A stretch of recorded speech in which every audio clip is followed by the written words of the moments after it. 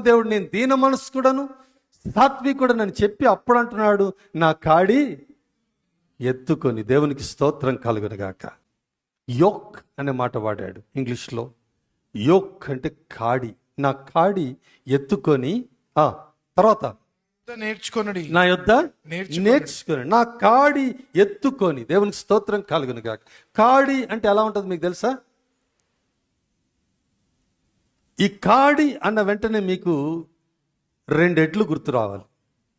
Hello, కాడి అన్న వెంటనే 2 ఎడ్లు గుర్తు రావాలి. నేను మెసేజ్ ప్రిపేర్ అవుతున్నప్పుడు పాలస్టైన్ డేస్లో, పాలస్తీనా ఆ ప్రాంతంలో ఆ రోజుల్లో, యేసుక్రీస్తు ప్రభు ఉన్న రోజుల్లో కాడి ఎలా ఉంటుందని పిక్చర్స్ చూశాను. ఆ కాడి ఎలా ఉంటుందంటే, సరిగ్గా మనం పైనుంచి ఏరియల్ పిక్చర్ తీస్తే సిలువలాగా ఉంటుంది. గట్టిగా స్తోత్రం చెప్పాను. ఇలా ఉంటుంది కాడి. మధ్యలో ఇంకో కర్ర ఉంటుంది. ఆ కర్రని వివిధ రూపాల్లో ఉపయోగిస్తారు. దాన్ని బండి కట్టడానికి కానివ్వండి, లేకపోతే నాగలు కట్టడానికి కానివ్వండి, దేన్నైనా ఉపయోగిస్తారు. కానీ కాడి మాత్రం ఇలా ఉంటుంది. ఇది కర్ర ఇట్లుంది. దో ఇట్ ఈస్ అది సిలువ ఆకారంలో ఉంటుంది. ప్రభు అన్నాడు, మీలో ఎవడైనా నన్ను వెంబడింప గోరిన ఎడల మీ సిలువ ఎత్తుకొని నన్ను వెంబడించండి. స్తోత్రం, హల్లెలూయా. ఈ కాడి, ఆ సిలువ ఇవన్నీ ఒకటే.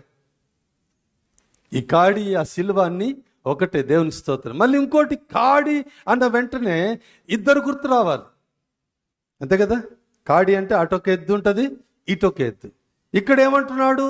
నా కాడి కరెక్ట్ గా నా కాడి ఎత్తుకొని నా యొద్ద నేర్చుకున్నాడు. దేవునికి స్తోత్రం, హల్లెలూయా. కాడి ఎత్తుకొని అంటే ఒక గొప్ప దైవజనుడు ఇచ్చినటువంటి కామెంటరీ చదివితే నా మత్తిపోయింది. కాడి ఎత్తుకొని అంటే ఒక ప్రక్క నువ్వుంటావు, ఓ ప్రక్క నేనుంటా. దేవునికి స్తోత్రం కలుగును గాక. నువ్వే పని చేసినా నేనుంటా, నువ్వెక్కడికి ప్రయాణం చేసినా నేనుంటా.